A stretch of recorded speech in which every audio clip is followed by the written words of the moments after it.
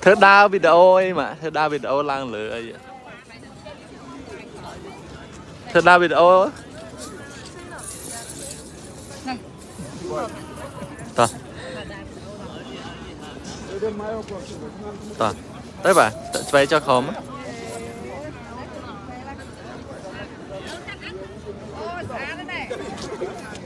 Cho khóm chứ, cho đa khóm á. Cho đa khóm. Cho đa khóm.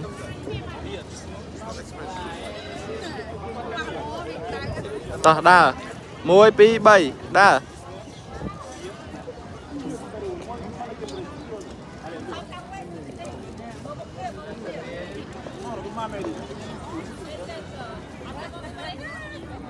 Nè rồi. Đấy, hình tụi phê nó đào nó thế.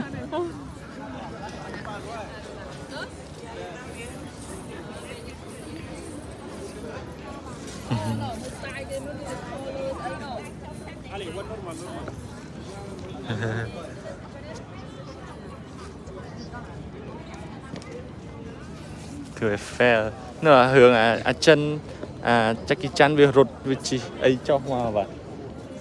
Chị ấy cho hoa ấy nữa.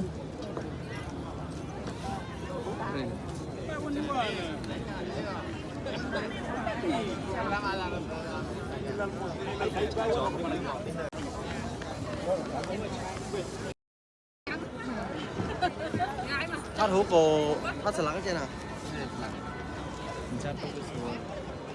Đã sẽ có chân, đã sẽ có trâu. Muay pi bảy. Ok. Cái là tiền.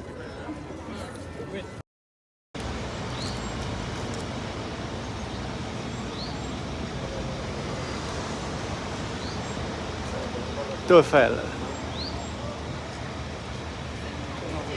bà.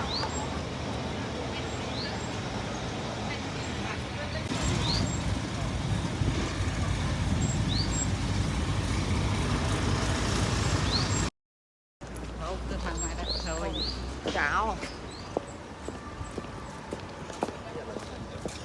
Như là gì chứ? Cô ý mạng cô ý muối thọt lôi vậy mà. Bên nhập